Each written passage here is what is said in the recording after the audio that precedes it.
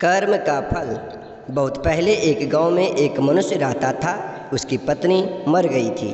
उसी गांव में एक नारी रहती थी जिसका पति मर चुका था। उन दोनों के एक बालिका थी। दोनों मित्रता से रहती थी। एक दिन जब मनुष्य की कन्या महिला के घर आए तब महिला ने कहा, तुम घर जाकर अपने पिता को कहो मैं उनके साथ विवाह करना चाहती हूँ। यदि मेरा विवाह उसके साथ हो जाएगा तब मैं तुमसे अधिक प्यार करूँगी। जब बालिका अपने घर आई तो उसने सारी बात पिता को कह सुनाई। पिता ने कहा, क्या करूं, विवाह से संतुष्टि भी होती है और दुख भी। उसने अपनी पुत्री को कहा, बालिके, मेरे जादू वाले जूते लाओ, उसमें जल भरो। यदि जल उसमें से नहीं गिरेगा तो मैं विवाह करूंगा। उस जूते में एक छेद था।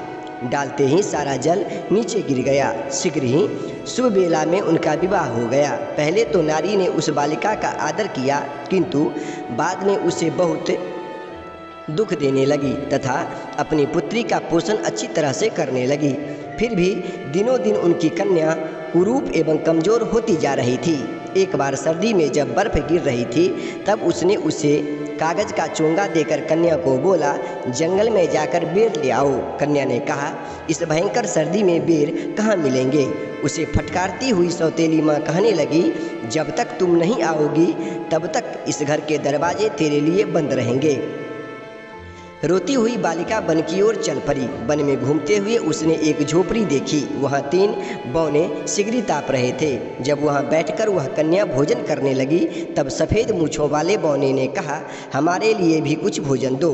उन चारों ने अच्छी प्रकार बैठकर भोजन किया।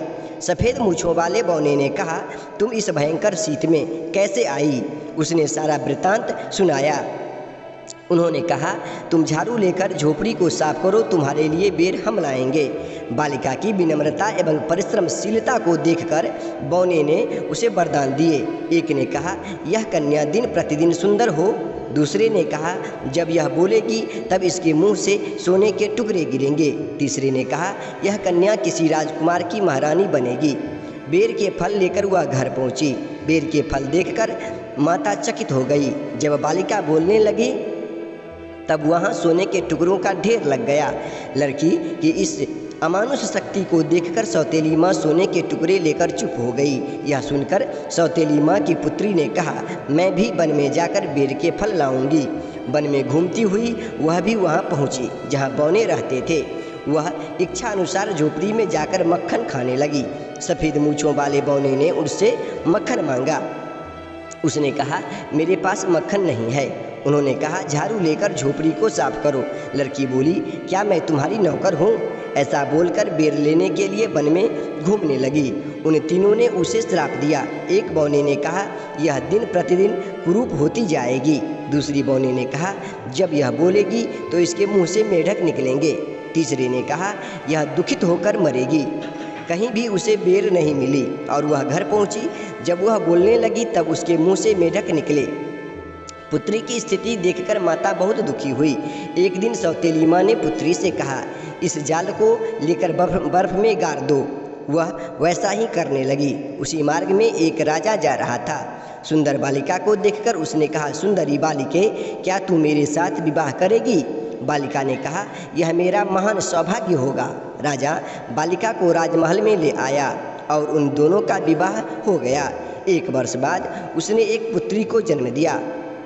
जब सौतेली माँ ने सुना कि वह कन्या महारानी बन चुकी है तब ईर्ष्या से अपनी लड़की के साथ राजभवन गई तथा कहने लगी, हे पुत्री, तुम मुझसे सलाह लिए बिना ही यहाँ आ गई। बालिका ने सौतेली माता का सत्कार किया। परंतु दूसरे दिन जब राजा नगर के बाहर गया हुआ था तब उन दोनों ने उस लड़की को पकड़ा और राजमहल के समीप नदी में डाल दिया तथा अपनी लड़की को उसके स्थान पर सुला दिया। राजा अपने महल से लौटा तब सौतेली माँ ने कहा, मेरी रानी बेटी सोई हुई है, आप विश्राम कीजिए। राजा लेट गया। इधर महारानी नदी को पार कर निकल आई। उसने सारी कहानी राजा को सुनाई। क्रुद्ध होकर राजा ने सौतेली माँ को तथा कुरूप बालिका को पेटी में बंद करके पहाड़ की चोटी से उन्हें गिराने का आदेश दिया। इसलिए किसी ने कहा है, मनुष्य जैसा कर्म करता है वैसा ही फल पाता है। प्रिय दोस्तों, अगर यह वीडियो आपको अच्छी लगी हो तो आपसे हाथ जोड़कर प्रार्थना है कि आप अपने इस चैनल को सब्सक्राइब कीजिए, लाइक कीजिए, शेयर कीजिए। जय हिंद, जय भारत।